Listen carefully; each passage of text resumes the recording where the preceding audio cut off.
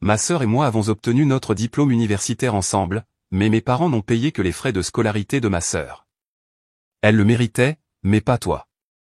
Mes parents sont venus à notre remise de diplôme, mais leurs visages ont pâli quand ils ont vu la vérité. Les diamants se forment sous la pression. Je m'appelle Manon Lefebvre, 24 ans. Avant de révéler ce qui a rendu le visage de mes parents d'une pâleur cadavérique lors de notre remise de diplôme, dites-moi d'où vous regardez dans les commentaires et appuyez sur le bouton j'aime si vous avez déjà dû vous battre 2 fois plus dur pour quelque chose qui est venu facilement à quelqu'un d'autre. J'ai grandi dans une famille de classe moyenne apparemment normale dans la banlieue de Lyon. Notre maison à 2 étages avec la clôture blanche avait l'air parfaite de l'extérieur, avec des photos de famille affichant des sourires forcés qui cachaient la réalité compliquée à l'intérieur. Mes parents, Robert et Diane Lefebvre, avaient des emplois stables, papa comme comptable et maman comme professeur de français au lycée.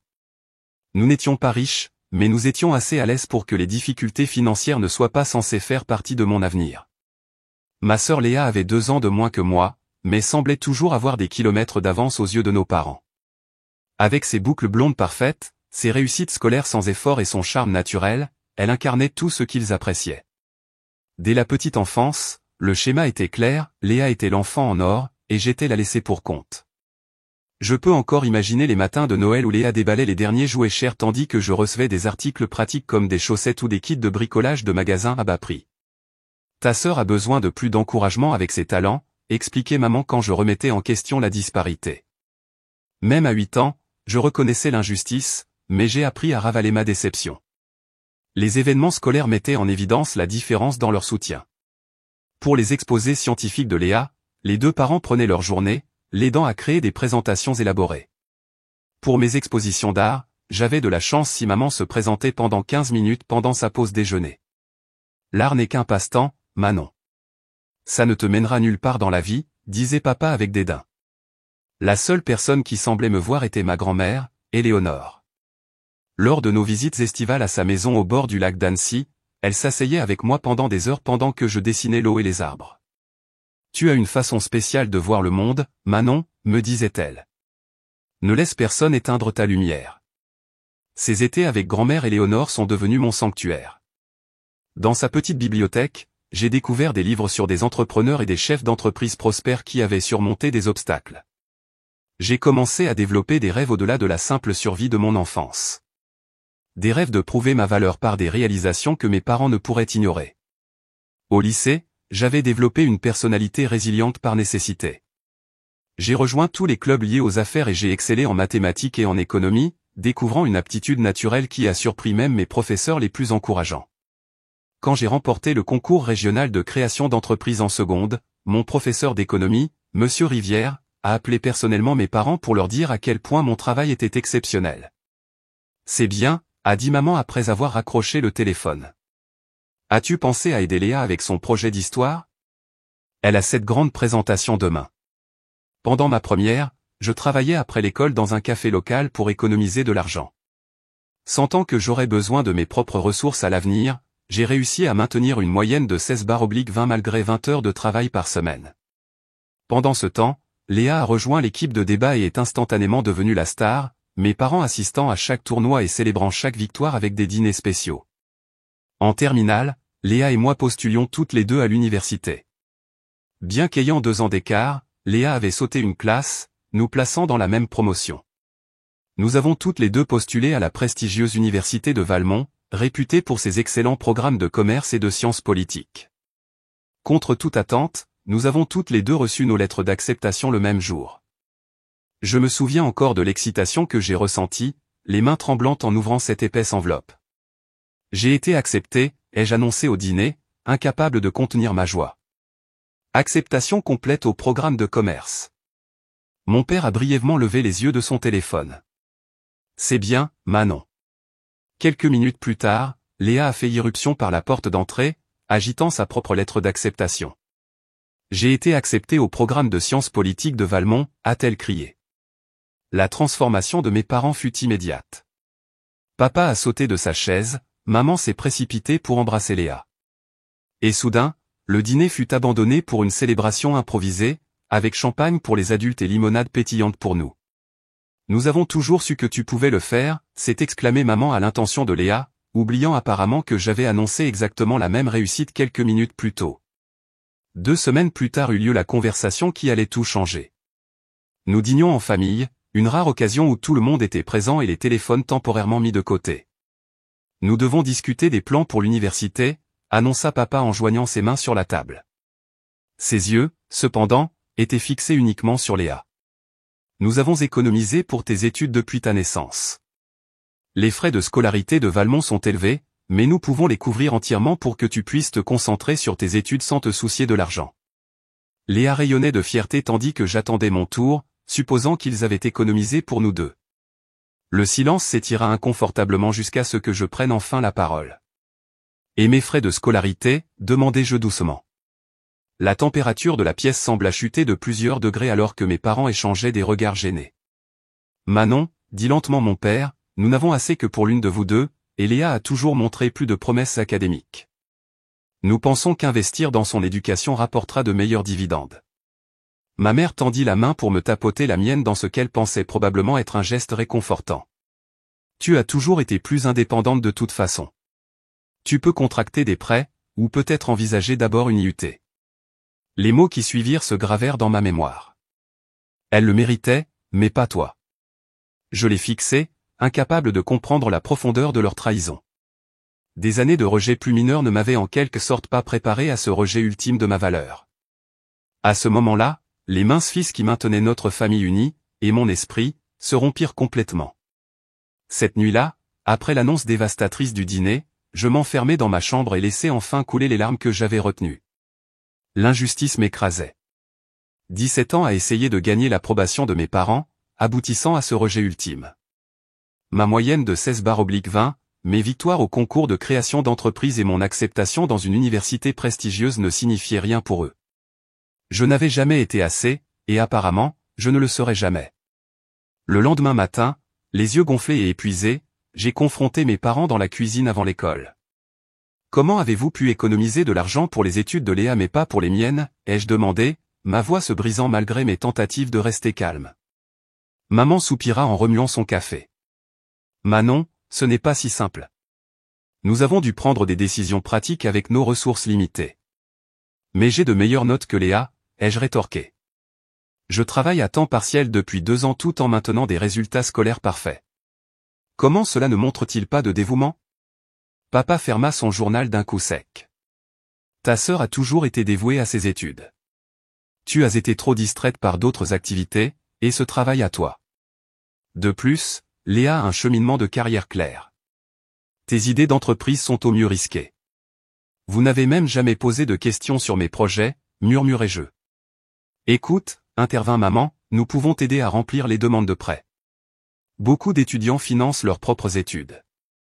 La conversation s'arrêta là, car ils avaient déjà pris leur décision. Dans leur esprit, j'étais moins méritante, moins prometteuse, et donc moins digne de leur investissement. Ce week-end-là, j'ai conduit jusqu'à la maison de ma grand-mère, à 2 heures de route, cherchant le seul soutien sincère que je connaissais. Tandis que je lui racontais toute l'histoire, grand-mère Éléonore écoutait sans interruption, ses mains usées serrant les miennes fermement. Ma chère petite, dit-elle finalement en essuyant mes larmes, parfois, les moments les plus douloureux de la vie deviennent nos plus grands catalyseurs. Tes parents ont tort à ton sujet.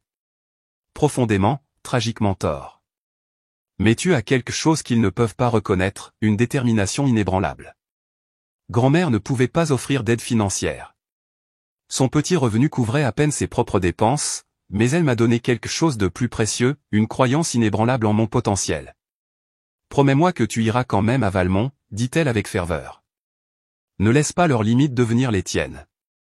Cette nuit-là, j'ai pris ma décision. J'irai à Valmont aux côtés de Léa, je financerai mes propres études et j'obtiendrai mon diplôme malgré tous les obstacles. Le lendemain matin, j'ai commencé à rechercher des bourses, des subventions, des programmes de travail-études et des prêts étudiants. Pendant des semaines, j'ai passé chaque moment libre à remplir des demandes. Ma conseillère d'orientation, Madame Perrin, restait après l'école pour m'aider à naviguer dans le système complexe d'aide financière. J'ai rarement vu une étudiante aussi déterminée que vous, m'a-t-elle dit alors que nous soumettions ma 25e demande de bourse. J'ai reçu plusieurs petites bourses, mais pas assez pour couvrir les frais de scolarité substantiels de Valmont. Avec un mélange de prêts d'État et de prêts privés co-signés par grand-mère Éléonore, j'ai réussi à rassembler suffisamment de financement pour ma première année. Ensuite, il y a eu le logement. Tandis que Léa vivrait dans les résidences universitaires coûteuses du campus, payées par nos parents, j'ai trouvé un minuscule appartement à 45 minutes du campus avec 3 colocataires que j'ai rencontrés via un forum de logement étudiant. Pendant ce temps, j'ai postulé à tous les emplois près du campus. 2 semaines avant le jour du déménagement, j'ai obtenu un poste dans un café très fréquenté à distance de marche de mes cours les moins chers, ainsi que des quarts de travail le week-end dans une librairie locale. Le contraste entre nos préparatifs était frappant. Mes parents ont emmené Léa faire du shopping pour de nouveaux vêtements, un ordinateur portable et des décorations de chambre d'étudiants. Ils l'ont aidé à faire ses valises, ont organisé des déménageurs professionnels et ont planifié une fête d'adieu élaborée avec la famille et les amis. J'ai emballé mes affaires dans des valises d'occasion et des cartons récupérés dans les épiceries. La veille de mon départ, maman m'a maladroitement offert certains de ses vieux draps pour mon nouveau lit. C'était la seule reconnaissance que moi aussi, je commençais l'université. Le jour du déménagement, mes parents ont conduit Léa sur le campus dans notre voiture familiale, remplie de ses affaires. J'ai suivi derrière dans ma vieille voiture qui avait fréquemment besoin de liquide de refroidissement et faisait des bruits inquiétants quand je freinais. Personne ne s'était proposé de la vérifier avant mon trajet de 2 heures vers ma nouvelle vie. Alors que nous nous séparions à l'entrée du campus, mes parents et Léa se dirigeant vers sa résidence premium, moi continuant seul vers mon appartement éloigné, maman a crié « Bonne chance, Manon. J'espère que tout cela fonctionnera pour toi. » Le doute dans sa voix n'a fait que renforcer ma détermination. Cela ne fonctionnerait pas seulement, je le rendrais triomphant. Mon nouvel appartement fut un choc. Peinture écaillée, plomberie peu fiable et colocataires qui étaient des étrangers. Cette première nuit seule sur mon matelas mince, avec les bruits de la circulation et des disputes des voisins filtrant à travers les murs, l'épuisement m'a submergé. L'énormité de ce que j'entreprenais m'a frappé de plein fouet, et les doutes se sont insinués. Pourrais-je vraiment travailler 30 heures par semaine tout en suivant un cursus complet? Le stress financier constant écraserait-il mes performances académiques? Juste au moment où le désespoir menaçait de me submerger, mon téléphone a sonné avec un SMS de grand-mère Éléonore, « Souviens-toi, ma courageuse petite. Les diamants ne se forment que sous la pression. Tu brilles déjà. » Avec ces mots à l'esprit, j'ai séché mes larmes et créé un emploi du temps méticuleux, cartographiant chaque heure de mes semaines à venir. Le sommeil serait limité, la vie sociale quasi inexistante, mais mon éducation et mon avenir ne seraient pas sacrifiés. Le bureau d'aide financière est devenu ma deuxième maison cette première semaine. Madame Durand, la directrice adjointe, s'est particulièrement intéressée à ma situation après avoir entendu mon histoire. Vous relevez un défi énorme, dit-elle solennellement. Mais j'ai déjà vu des étudiants dans votre situation réussir. Promettez-moi juste de venir me voir avant que les choses ne deviennent écrasantes. Cette promesse deviendrait une bouée de sauvetage dans les mois à venir. La veille du début des cours, j'ai reçu un appel inattendu de Madame Perrin, ma conseillère d'orientation du lycée. Elle avait convaincu le département de commerce de mon lycée de m'accorder une bourse supplémentaire de 800 €. Ce n'est pas grand-chose, s'excusa-t-elle, mais tous les professeurs ont contribué personnellement. Nous croyons en vous, Manon. Ce petit acte de gentillesse de la part de personnes qui voyaient vraiment mon potentiel m'a donné le dernier élan de courage dont j'avais besoin. Alors que j'ajoutais soigneusement ce montant précieux à mon tableur budgétaire, j'ai senti quelque chose changer en moi. La détermination se durcissant en une résolution inébranlable. Ma première année a été un véritable ouragan. Tandis que la plupart des étudiants s'adaptaient aux études universitaires et profitaient d'une liberté nouvelle, je jonglais entre 30 heures de travail par semaine et un cursus complet de cours de commerce. Ma journée type commençait à 5 heures du matin avec une session d'études de 2 heures avant de me précipiter pour mon service d'ouverture au café. Après les cours, je me rendais directement à mon deuxième emploi à la librairie, ne rentrant souvent à mon appartement qu'après minuit. Le sommeil est devenu un luxe que je pouvais rarement me permettre. J'ai appris à lire pendant mes trajets, à faire mes devoirs pendant les pauses déjeuner et à enregistrer les cours pour les écouter en nettoyant les machines à café. Chaque minute était programmée, chaque ressource utilisée au maximum. Le contraste entre ma vie et celle de Léa n'aurait pas pu être plus frappant. Grâce à des SMS occasionnels et à des publications sur les réseaux sociaux, j'entrevoyais son expérience universitaire insouciante, événements de BDE, sessions d'information sur les échanges Erasmus et week-end à la maison pour la cuisine de maman. Pendant ce temps, je calculais si je pouvais me permettre à la fois les manuels scolaires et les courses ce mois-là. Malgré l'emploi du temps exténuant, quelque chose d'inattendu s'est produit. Mes cours de commerce n'étaient pas seulement gérables, j'excellais. Des années de planification financière pratique et d'expérience professionnelle m'avaient préparé d'une manière que mes camarades de classe n'étaient pas. Tandis qu'ils luttaient avec les concepts comptables de base, j'appliquais ces principes en temps réel à ma propre situation financière complexe. Professeur Bernard, mon professeur d'éthique des affaires, m'a arrêté après un cours un jour, au cours du 2e mois. Mademoiselle Lefebvre, votre analyse de l'étude de cas était exceptionnelle, en particulier vos perspectives sur l'allocation des ressources et la dynamique des entreprises familiales. Vos idées témoignent d'une maturité remarquable. Pour la première fois peut-être, mes difficultés se traduisaient par un avantage académique. Mon épuisement était tempéré par une confiance croissante en mes capacités. Pendant ce temps, j'ai également eu la chance de nouer une amitié inattendue qui allait tout changer. Ma colocataire, Zoé, a remarqué mon emploi du temps punitif et a commencé à laisser des repas faits maison dans le réfrigérateur avec mon nom dessus. Un soir, alors que je rentrais particulièrement épuisé, elle m'attendait. « Tu ne peux pas continuer comme ça, dit-elle sans ambages, en posant une tasse de thé devant moi. Tu vas craquer avant les partiels. » Quand je lui ai expliqué ma situation, son expression est passée de l'inquiétude à l'indignation en ma faveur. « C'est plus qu'injuste. » a-t-elle déclaré. « À partir de maintenant, considère-moi comme ta famille universitaire. » Zoé est devenue mon sanctuaire dans la tempête. Elle corrigeait mes dissertations quand la fatigue rendait mes mots flous, créait des fiches pour mes examens et défendait farouchement mon temps d'études contre les interruptions des autres colocataires. Quand elle a découvert que je sautais des repas pour économiser de l'argent, elle a insisté pour cuisiner assez pour nous deux, refusant tout paiement au-delà de l'aide pour ses propres devoirs. Mes parents m'ont appris que la famille prend soin les uns des autres, expliqua-t-elle simplement. Et parfois, la famille que nous choisissons compte plus que celle dans laquelle nous sommes nés. Au milieu de ma 2e année, le désastre a frappé. Le café a réduit les heures de tout le monde en raison du ralentissement saisonnier, réduisant mes revenus de près de 40%. Mon budget soigneusement établi s'est effondré du jour au lendemain. Avec le loyer à payer et un versement de frais de scolarité imminent, j'ai fait face à ma première crise financière majeure. La panique montant, je me suis souvenu de Madame Durand du bureau d'aide financière et j'ai pris un rendez-vous d'urgence. Après avoir examiné ma situation, elle m'a offert à la fois des conseils pratiques et une aide inattendue. Vos résultats scolaires vous qualifient pour une subvention d'urgence, expliqua-t-elle. Et le professeur Bernard vous a recommandé pour un poste d'assistante de recherche au département de commerce. C'est mieux payé que le café et ça fait meilleure impression sur un CV.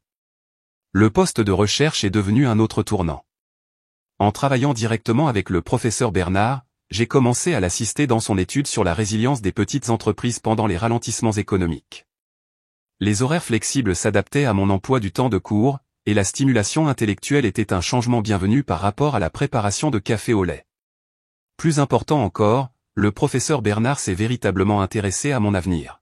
« Avez-vous envisagé l'entrepreneuriat » demanda-t-elle un après-midi alors que nous analysions des données d'enquête. Votre perspective sur la contrainte des ressources comme moteur d'innovation est assez sophistiquée. L'idée qui germait depuis le lycée a commencé à prendre racine. Utilisant les compétences de mes cours de marketing et de médias numériques, j'ai créé une plateforme en ligne simple offrant des services d'assistante virtuelle aux petites entreprises locales. Travaillant tard dans la nuit, j'ai construit un site web et développé des offres de services adaptées aux besoins que j'avais observés dans mes recherches avec le professeur Bernard. Au début de ma 3e année, ma petite entreprise générait suffisamment de revenus pour me permettre de quitter mon emploi à la librairie. J'ai maintenu mon poste de recherche, plus pour le mentorat que pour l'argent. Entre le travail d'assistante virtuelle, la bourse de recherche et les prêts, j'atteignais enfin une stabilité financière précaire. Au fur et à mesure que mon entreprise se développait, ma confiance augmentait également. En cours de stratégie commerciale, j'ai commencé à prendre davantage la parole, partageant les enseignements de mon expérience entrepreneuriale réelle. Les professeurs l'ont remarqué, et les camarades de classe ont commencé à solliciter mes conseils pour leurs projets. La fille qui se sentait autrefois invisible devenait une voix respectée au sein du département. Pendant ce temps, Léa et moi entretenions une relation cordiale mais distante. Elle m'invitait occasionnellement à des événements de soirées étudiantes ou à des activités sur le campus, ce que je refusais presque toujours en raison de mes engagements professionnels. Nous discutions rarement de nos expériences universitaires radicalement différentes, maintenant la conversation superficielle qui avait caractérisé notre relation depuis l'enfance. Nos parents appelaient Léa chaque semaine, mais ne me contactaient que pour les grandes vacances ou les urgences familiales. Lors d'une période de Toussaint où je ne pouvais pas me permettre le voyage à la maison, maman m'a envoyé un SMS, « Tu nous manques au dîner, mais nous comprenons que tu es occupé avec tes projets. » Les points de suspension en disaient long sur la façon dont ils considéraient mes choix. Malgré leur rejet continu, mes résultats scolaires devenaient impossibles à ignorer. J'étais sur la liste d'honneur chaque semestre, je recevais des prix départementaux et j'étais invité à présenter lors d'une conférence régionale sur les affaires. Chaque réussite renforçait ma détermination à prouver que mon chemin était tout aussi valable que celui de Léa, peut-être même plus. À la fin de ma 3e année, mon entreprise d'assistante virtuelle était devenue une véritable agence de marketing numérique au service de clients dans toute la région. J'ai embauché 2 autres étudiants en commerce comme associés à temps partiel, transformant les connaissances théoriques en croissance commerciale pratique. L'entreprise couvrait non seulement mes frais de subsistance, mais générait suffisamment de bénéfices pour commencer à rembourser certains de mes plus petits prêts par anticipation. Le professeur Bernard m'a nominé pour la prestigieuse bourse d'excellence entrepreneuriale, qui couvrait l'intégralité de mes frais de scolarité de dernière année. Vous l'avez mérité grâce à des efforts extraordinaires, m'a-t-elle dit lorsque j'ai reçu le prix. Votre histoire illustre l'esprit entrepreneurial même que cette université a été fondée pour promouvoir. Pour la première fois depuis le début de mes études universitaires, j'ai senti le poids écrasant de l'insécurité financière commencer à se lever. L'avenir que j'avais entrevu dans ces livres chez Grand-mère Éléonore se matérialisait grâce à mes propres efforts déterminés. Ce que je ne réalisais pas, c'est que mon histoire de réussite devenait discrètement célèbre au sein du département de commerce. Alors que je me concentrais sur la survie et l'épanouissement, des graines étaient plantées qui allaient fleurir de la manière la plus inattendue lors de la remise des diplômes. Ma dernière année est arrivée avec un élan que j'aurais à peine pu imaginer lorsque j'ai mis les pieds pour la première fois sur le campus de Valmont. Mon agence de marketing numérique s'était développée pour servir 15 clients réguliers et employer 4 étudiants travailleurs à temps partiel. L'entreprise a fait l'objet d'un article dans un magazine local sur l'entrepreneuriat, apportant un flux constant de nouveaux clients et établissant ma réputation professionnelle au-delà de l'université. Pendant ce temps, mes résultats scolaires m'avaient positionné parmi les meilleurs étudiants de l'école de commerce. Le professeur Bernard m'a approché en octobre avec une opportunité inattendue.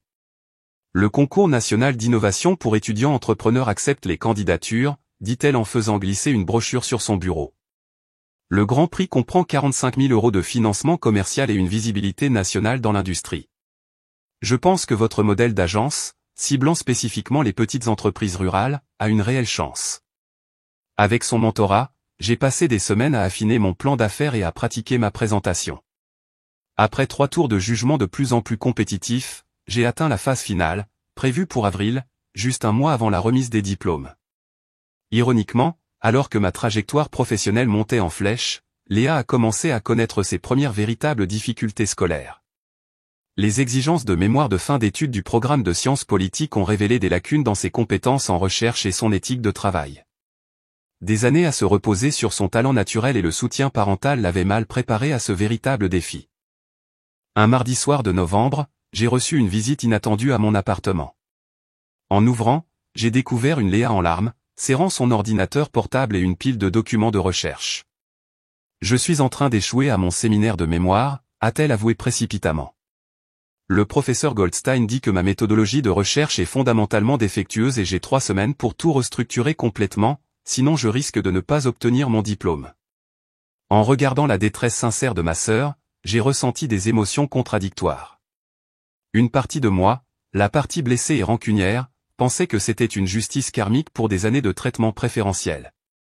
Mais une autre partie a reconnu ce moment comme une opportunité de surmonter la douleur de notre passé. Entre, dis-je en m'écartant. Jetons un coup d'œil. Cette nuit-là est devenue la première de nombreuses sessions d'études. En aidant Léa, j'ai découvert que mes années d'apprentissage autodirigé et de gestion rigoureuse du temps m'avaient donné des compétences que ma sœur n'avait jamais développées.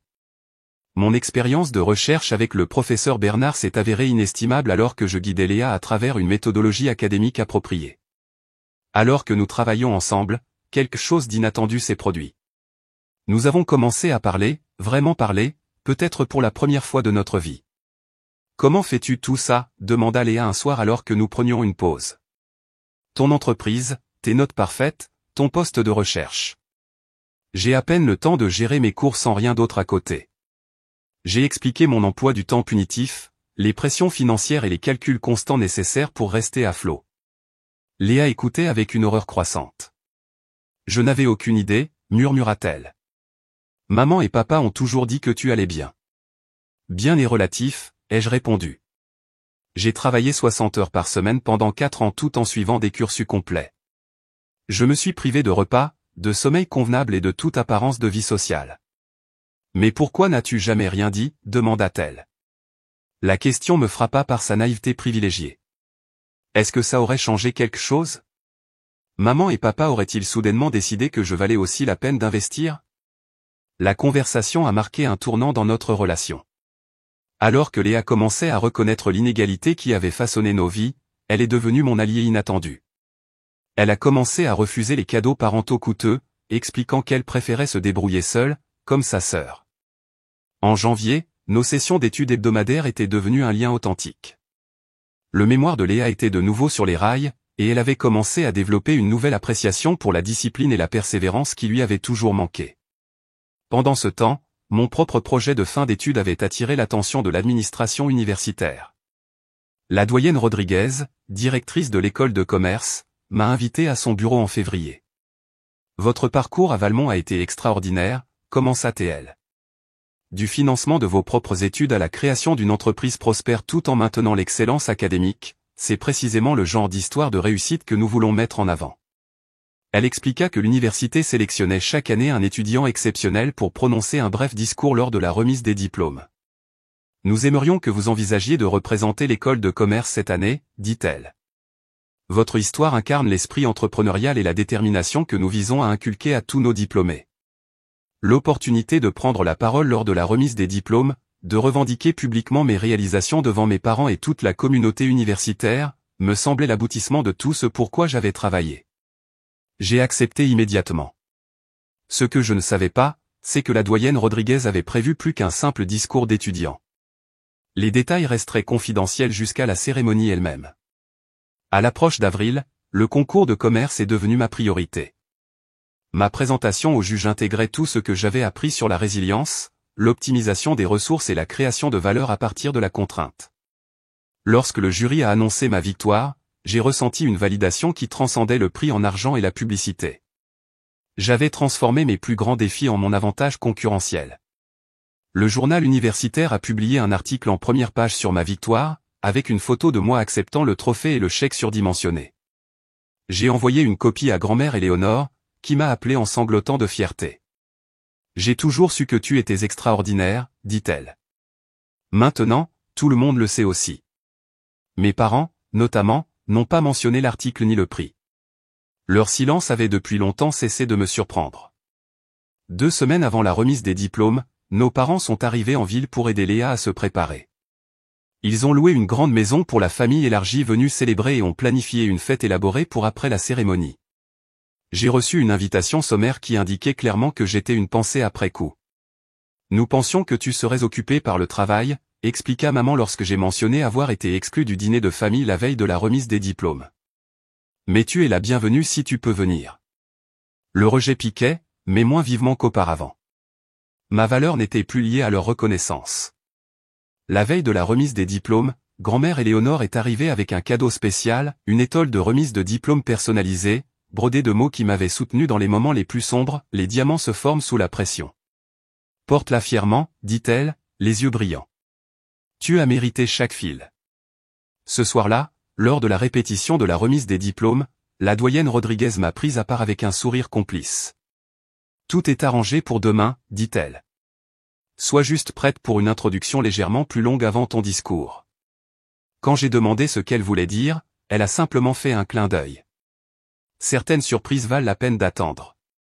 Plus tard dans la nuit, la famille élargie s'est réunie pour dîner dans un restaurant chic du centre-ville. Tantes, oncles, cousins et grands-parents s'entassaient autour de tables rapprochées pour accueillir tout le monde.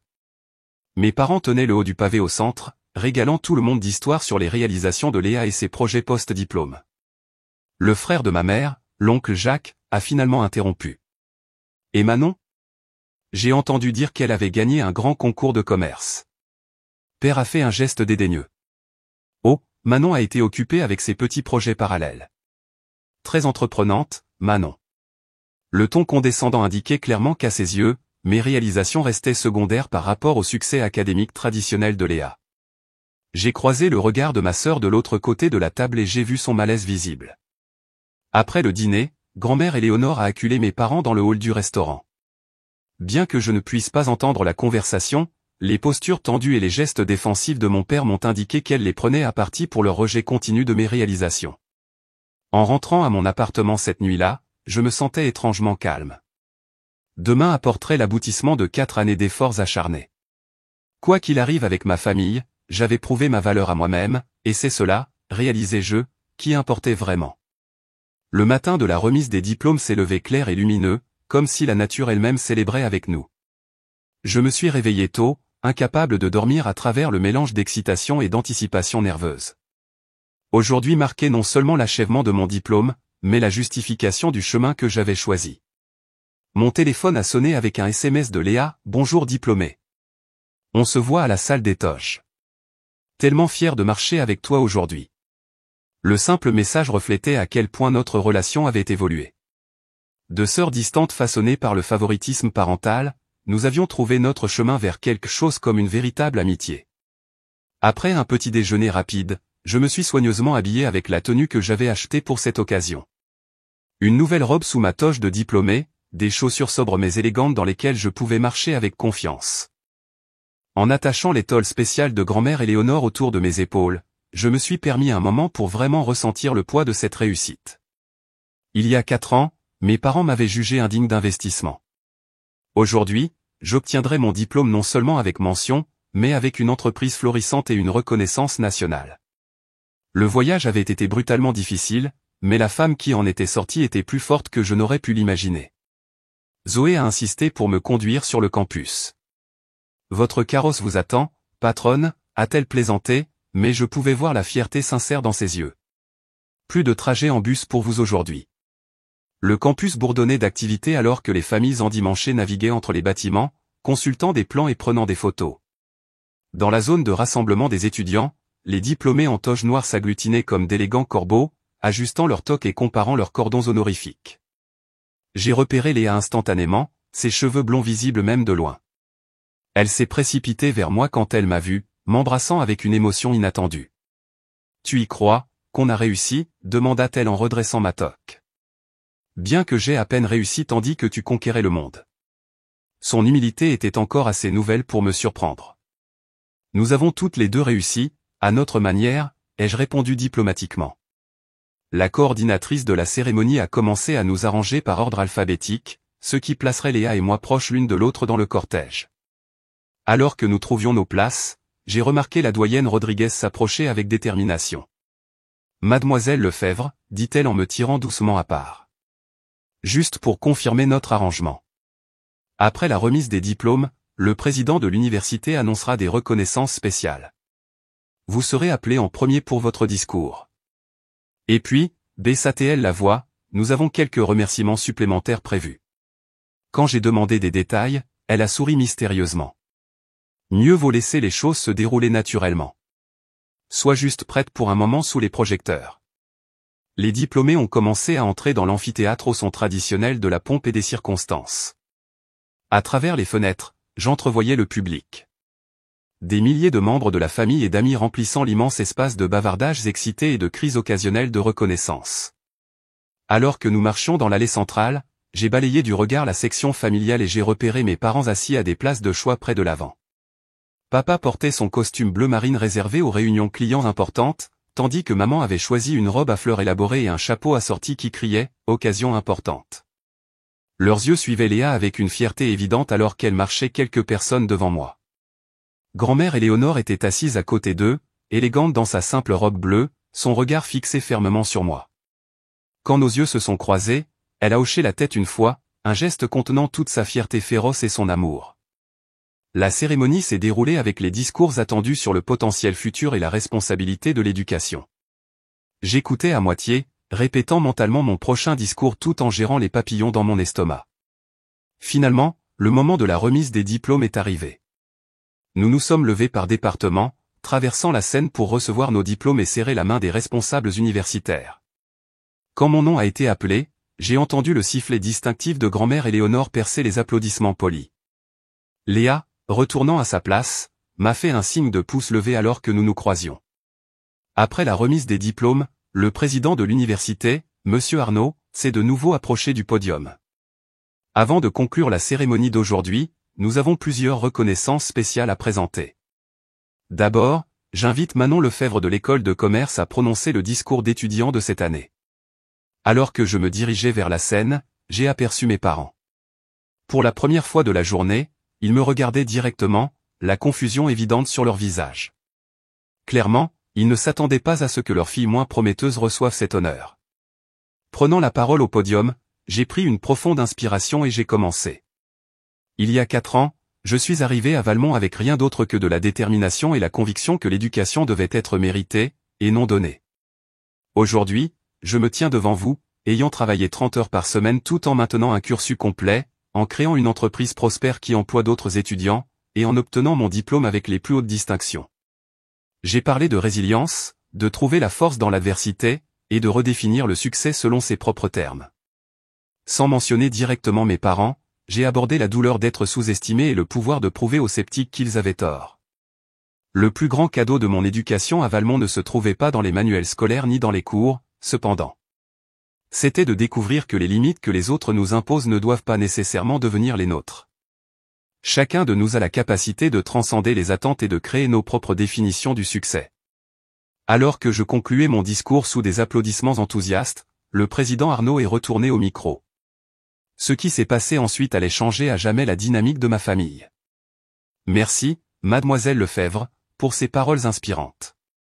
Et maintenant, j'ai le grand plaisir d'annoncer plusieurs reconnaissances spéciales qui illustrent l'excellence que nous nous efforçons d'atteindre à Valmont.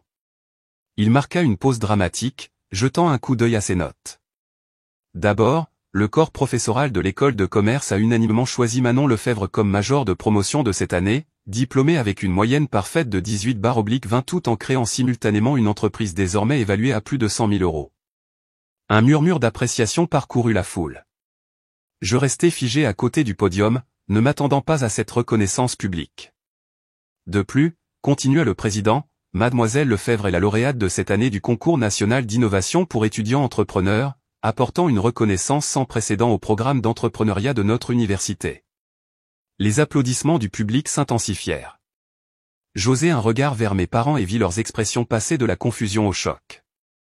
Ce que beaucoup d'entre vous ne savent peut-être pas, poursuivit le président Arnaud, sa voix portant clairement à travers l'amphithéâtre silencieux, c'est que mademoiselle Lefebvre a accompli ses réalisations extraordinaires tout en finançant entièrement ses études, en occupant plusieurs emplois, en créant son entreprise et en maintenant l'excellence académique, sans aucun soutien financier familial. La révélation provoqua une onde visible à travers le public. Les parents se regardaient avec des expressions allant de l'incrédulité à l'admiration. En reconnaissance de son parcours extraordinaire, j'ai le plaisir d'annoncer que mademoiselle Lefebvre s'est vue offrir un poste chez Alexandre Conseil International, l'un des principaux cabinets de stratégie commerciale du pays. De plus, son parcours entrepreneurial fera l'objet d'un article dans l'édition du mois prochain de magazine Innovation et Entreprise, en couverture sur les talents entrepreneuriaux montants. Le public éclata en une ovation debout. À travers les applaudissements tonitruants, j'ai regardé les visages de mes parents perdre leur couleur, leurs expressions se transformant du choc à quelque chose approchant l'horreur alors qu'ils réalisaient que tout le monde savait maintenant qu'ils avaient refusé de soutenir la fille célébrée comme la diplômée la plus exceptionnelle de l'université. Léa se tenait parmi les diplômés, applaudissant à tout rompre, des larmes coulant sur son visage. Grand-mère Éléonore restait assise uniquement parce que ses genoux arthritiques ne lui permettaient pas de se lever rapidement, mais son sourire fier aurait pu illuminer tout l'amphithéâtre. Alors que les applaudissements se calmaient enfin, le président Arnaud fit une dernière annonce. En l'honneur de l'exemple extraordinaire de mademoiselle Lefebvre, le conseil d'administration de l'université a créé la bourse de résilience Manon Lefebvre, offrant une aide financière aux étudiants faisant preuve d'une détermination exceptionnelle à surmonter les obstacles à leur éducation. La victoire symbolique était complète. Non seulement j'avais réussi malgré le manque de foi de mes parents, mais mon nom serait associé en permanence au soutien d'autres personnes confrontées à des défis similaires. Alors que je retournais à ma place sous des applaudissements continus, Léa m'attrapa la main et la serra fort.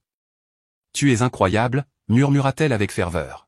« Et ils avaient tellement tort à ton sujet. » Le reste de la cérémonie se déroula dans un flou. Lorsqu'elle s'est terminée, les diplômés se sont dispersés pour retrouver leur famille parmi la foule qui se dispersait. J'ai vu mes parents debout maladroitement avec grand-mère Éléonore, leur posture habituellement confiante remplacée par une raideur inconfortable. Plusieurs professeurs et camarades de classe m'ont arrêté pour me féliciter, retardant mon approche du rassemblement familial. Quand je les ai finalement rejoints, mon père a tenté un ton jovial qui sonnait faux face à l'attention. « Eh bien, c'était toute une surprise, dit-il, son sourire n'atteignant pas ses yeux. Tu nous as caché des choses, Manon. Le rejet désinvolte de tout mon travail acharné, comme si j'avais simplement gardé des secrets plutôt que de lutter pendant qu'il m'ignorait, m'aurait autrefois dévasté. Maintenant, cela m'effleurait à peine. Pas du tout, ai-je répondu froidement. J'ai été exactement celle que j'ai toujours été. Vous ne faisiez simplement pas attention. Avant qu'il ne puisse répondre, Léa s'est avancée et a passé son bras autour de mes épaules dans une démonstration claire de solidarité. Tout le monde parle du discours et des réalisations de Manon, annonça-t-elle assez fort pour que les familles voisines entendent. N'est-ce pas incroyable comment elle a réussi à accomplir tout cela sans aucun soutien? Je n'ose imaginer combien plus elle aurait pu faire si elle avait eu les mêmes avantages que moi. Notre mère tressaillit visiblement à la reconnaissance publique de leur favoritisme.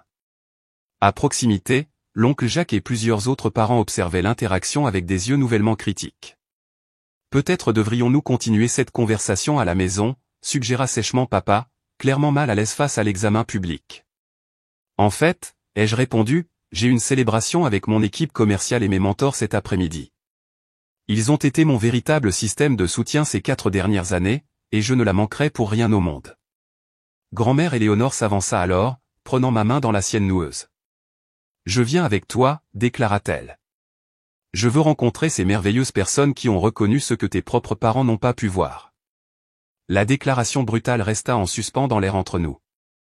Pour la première fois peut-être, j'ai vu un regret sincère traverser le visage de ma mère. Nous sommes très fiers de toi, bien sûr, tenta-t-elle faiblement. Merci, ai-je répondu avec une grâce digne. Mais j'ai appris que la validation externe n'est pas nécessaire pour réussir. Aujourd'hui, il ne s'agit pas d'obtenir votre approbation. Il s'agit de célébrer le chemin que j'ai parcouru sans elle. Alors que grand-mère Éléonore et moi nous tournions pour partir, Léa prit une décision rapide. Je viens aussi, annonça-t-elle en s'éloignant de nos parents pour nous rejoindre. La vue de leurs 2 filles s'éloignant, ayant toutes 2 dépassé les contraintes de leurs attentes de différentes manières, laissa mes parents seuls au milieu des familles en fête, leur récit soigneusement construit sur leurs enfants s'effondrant visiblement devant la vérité indéniable. La scène de la célébration post-diplôme dans l'atrium de l'école de commerce ne pouvait être plus différente de l'interaction familiale tendue précédente. Le professeur Bernard avait organisé une réception élégante pour le corps professoral, les diplômés exceptionnels et les partenaires de l'industrie. Des bols de punch en cristal, des petits fours élégants et des bannières de félicitations créaient une atmosphère véritablement festive. Léa regarda autour d'elle avec de grands yeux alors que nous entrions. C'est tellement différent de la réception de sciences politiques, murmura-t-elle. Tout le monde semble vraiment se connaître. Le département de commerce est devenu ma maison, ai-je expliqué. Ces gens m'ont vu, vraiment vu, quand nos parents ne le pouvaient pas, Zoé s'est précipitée immédiatement, m'enlaçant étroitement avant de se présenter à grand-mère Éléonore et Léa. J'ai tellement entendu parler de vous deux, dit-elle chaleureusement. La grand-mère qui soutient et la sœur qui s'est enfin réveillée. Léa rougit mais accepta la douce taquinerie avec bonne humeur. Mieux vaut tard que jamais, j'espère. La doyenne Rodriguez s'approcha ensuite, des flûtes de champagne à la main. La femme de l'heure, rayonna-t-elle en distribuant les verres. Et voici la grand-mère qui a cru en vous depuis le début. Pendant qu'elle discutait, j'observais Léa regarder ce réseau de supporters que j'avais construit, des gens qui m'appréciaient pour mes réalisations réelles plutôt que pour une notion préconçue de potentiel. Le contraste avec l'approbation conditionnelle de nos parents était frappant. Mademoiselle Lefebvre, appela une femme distinguée en tailleur élégant, s'approchant de notre groupe. Jennifer Alexandre, fondatrice d'Alexandre Conseil International. Votre présentation au concours de commerce était extraordinaire. Je suis ravi que vous ayez accepté notre offre. Merci pour l'opportunité, ai-je répondu en lui serrant fermement la main. Je suis enthousiaste à l'idée de rejoindre votre équipe.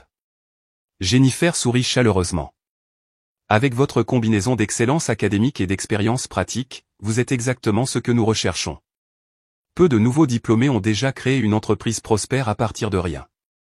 Alors qu'elle s'éloignait pour saluer d'autres invités, l'expression de Léa enregistra le choc.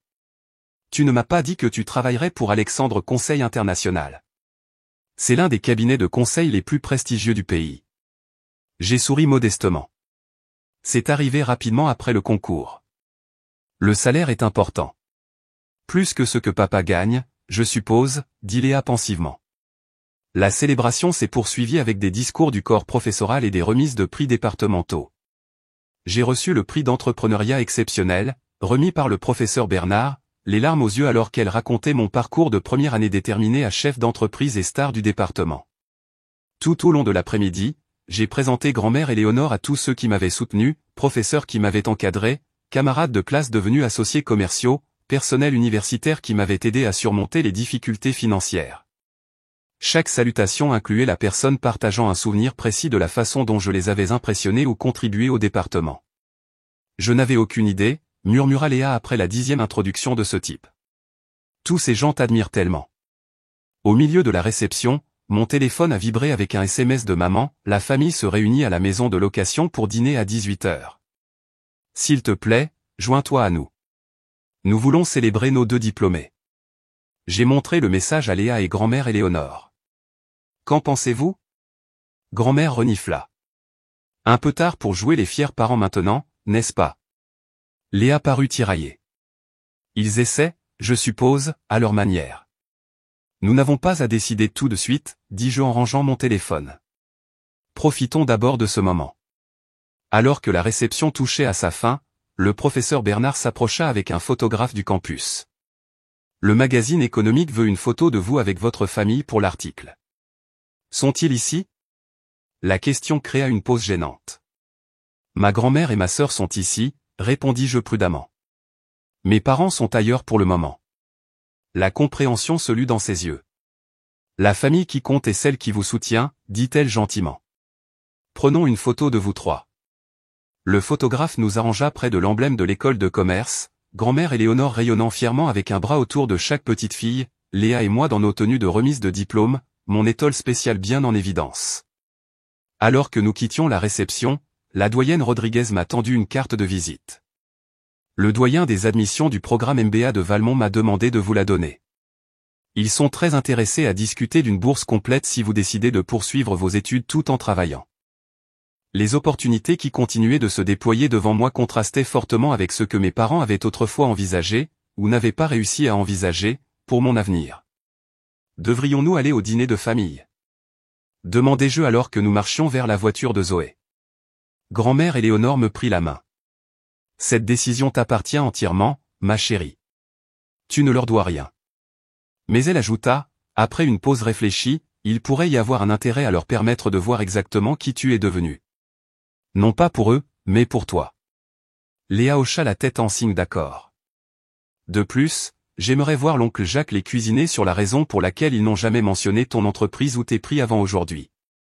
Décision prise. Nous sommes allés à la maison de location où la famille élargie s'était réunie. Les conversations se turent sensiblement à notre entrée, puis éclatèrent en salutations enthousiastes alors que les parents se précipitaient pour nous féliciter, Léa et moi. Maman apparut de la cuisine, son assurance antérieure remplacée par une nervosité inhabituelle. Manon, tu es venue, dit-elle en tentant un sourire chaleureux qui n'atteignit pas tout à fait ses yeux. Nous allions justement servir le dîner. Papa s'approcha avec une jovialité forcée. Voilà mes filles qui ont réussi, annonça-t-il bruyamment, comme s'il avait fièrement proclamé mes réalisations depuis toujours. Manon, pourquoi ne nous as-tu pas parlé de ce grand poste de consultante? L'audace de sa question, après des années de désintérêt pour mes activités, me laissa momentanément sans voix. Avant que je puisse répondre, l'oncle Jacques intervint. Probablement parce que tu ne lui as pas posé de questions sur ses projets une seule fois au cours des 4 dernières années, Robert, dit-il sans embâche. Du moins, pas lors d'une réunion de famille à laquelle j'ai assisté. Un silence inconfortable s'installa dans la pièce. Le visage de papa rougit d'un mélange d'embarras et de colère. Nous avons toujours soutenu nos 2 filles, insista-t-il sur la défensive. Financièrement, demanda innocemment tante Suzanne, parce que le président de l'université semblait assez clair sur le fait que Manon s'était débrouillée seule tout en créant une entreprise. Ma mère intervint rapidement. Nous avions des ressources limitées et avons dû faire des choix difficiles. Manon a toujours été très indépendante. Indépendante par nécessité, pas par choix, corrigea sèchement grand-mère Éléonore. Ne réécrivons pas l'histoire maintenant que son succès est devenu gênant pour votre récit. La tension dans la pièce était palpable. Les cousins échangeaient des regards gênés tandis que mes parents luttaient pour maintenir leur sang-froid sous cet examen familial inattendu. Léa, surprenant tout le monde, prit la parole clairement. Maman, papa, je pense qu'il est temps de reconnaître la vérité. Vous m'avez favorisé depuis l'enfance. Vous avez tout investi en moi et rien en Manon. Vous vous êtes trompé sur son potentiel.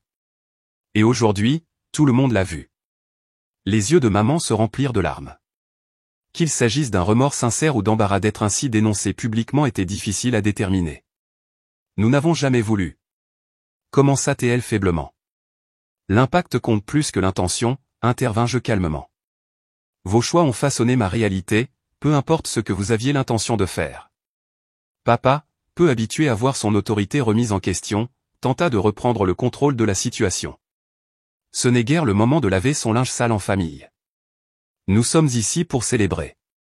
Oui, acquiesça tante Suzanne avec insistance. Nous célébrons les réalisations extraordinaires de Manon, accomplies entièrement sans votre soutien. Un sujet plutôt remarquable pour une réunion de famille, ne trouvez-vous pas? Le dîner de famille se déroula dans une conversation tendue.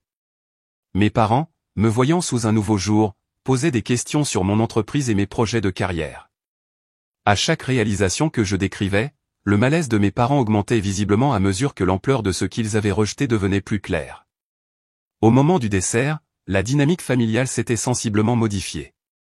Là où mes parents avaient toujours été le centre autoritaire des réunions de famille, leur jugement était désormais remis en question.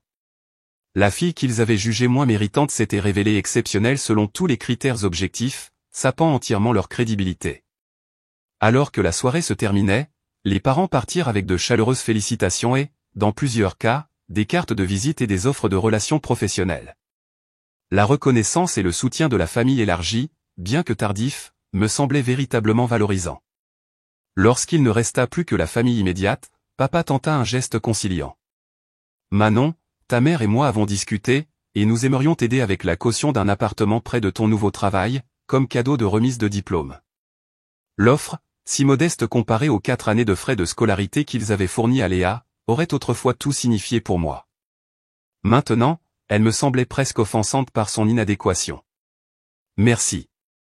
Mais ce ne sera pas nécessaire, répondis-je d'un ton neutre. Mon salaire de départ chez Alexandre Conseil International sera de 80 000 € par an, plus les primes de performance. Mon logement est tout à fait assuré. Le chiffre, considérablement plus élevé que ce que mon père gagnait actuellement, atterrit comme un coup physique. Son expression passa par le choc, l'incrédulité, et finalement une reconnaissance à contre-cœur que la fille qu'il avait rejetée avait surpassé ses propres réalisations. Eh bien, dit-il finalement, luttant pour maintenir son sang-froid, tu as certainement prouvé tes capacités. Oui, acquiesçai-je simplement. Je l'ai fait. Non pas que j'ai eu besoin de prouver quoi que ce soit à qui que ce soit d'autre qu'à moi-même. Alors que nous nous préparions à partir, Léa me prit à part. Je reste chez grand-mère Éléonore quelques jours avant de déménager dans mon nouvel appartement. Voudrais-tu te joindre à nous? Comme des mini-vacances en famille avec les membres de la famille qui comptent vraiment. La suggestion, si simple et pourtant si profonde dans sa réorganisation des liens familiaux, me fit monter des larmes inattendues aux yeux. J'adorerais ça, murmurai-je. Alors que nous partions, laissant mes parents debout, incertains, sur le pas de la porte de leur maison de location modèle, j'ai senti des siècles de poids se lever de mes épaules. Leur approbation, si désespérément recherchée pendant la majeure partie de ma vie, était devenue sans importance face à ma propre valeur vérifiée. La famille que je choisissais aux grand-mère Éléonore, Léa, Zoé, mes mentors et mes supporters étaient celles qui avaient vu ma valeur depuis le début. Et cette reconnaissance signifiait infiniment plus qu'une reconnaissance tardive de ceux qui avaient refusé de voir jusqu'à ce qu'il devienne impossible de nier. Les semaines qui ont suivi la remise des diplômes ont apporté un tourbillon de changements. J'ai emménagé dans un appartement confortable près des bureaux d'Alexandre Conseil International, utilisant une partie de mes gains du concours pour la caution et l'ameublement. Ma petite entreprise continuait de fonctionner sous la direction de mon équipe d'étudiants, désormais correctement employés avec des salaires équitables et des horaires flexibles adaptés à leurs études. Pendant ce temps, l'article de magazine promis a été publié, avec la photo de grand-mère Éléonore, Léa et moi lors de la remise des diplômes. L'article détaillait mon parcours d'étudiante de première année autofinancée à entrepreneur primé et consultante embauchée, positionnant mon histoire comme un exemple de détermination surmontant les obstacles. J'ai envoyé des copies au professeur Bernard, à la doyenne Rodriguez et à tous ceux qui m'avaient soutenu en cours de route. Ma relation avec mes parents est entrée en terrain incertain. 2 semaines après la remise des diplômes, ils ont demandé une réunion pour le déjeuner du dimanche dans un restaurant neutre. La conversation fut gênante, mais représentait leur première véritable tentative de réconciliation. Nous avons beaucoup réfléchi, commença soigneusement maman, aux choix que nous avons faits et aux hypothèses qui les ont guidés. Papa, moins à l'aise avec les conversations émotionnelles, ajouta avec raideur, nous avons peut-être mal jugé ton potentiel. L'euphémisme était presque comique compte tenu des événements récents, mais je reconnus que cette reconnaissance, aussi inadéquate soit-elle, représentait un mouvement important pour eux. Oui, acquiesçai-je simplement. Vous l'avez fait. Nous aimerions essayer de réparer notre relation, continua maman. Si tu es d'accord. J'ai réfléchi à leur demande. L'enfant blessé en moi voulait les rejeter catégoriquement, infliger la même douleur de rejet que j'avais ressentie pendant des années. Mais la femme que j'étais devenue reconnaissait que continuer ce cycle ne ferait qu'étendre les dégâts.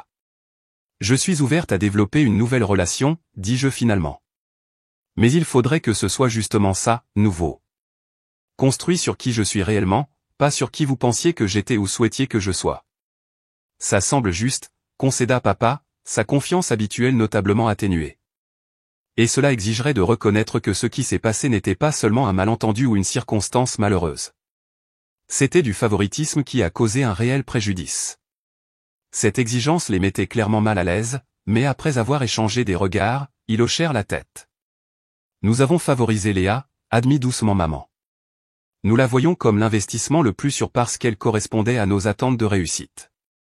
Nous avions tort, et notre erreur t'a profondément blessé. Je suis vraiment désolé, Manon. La responsabilité sincère, bien qu'imparfaite, était plus que ce à quoi je m'attendais.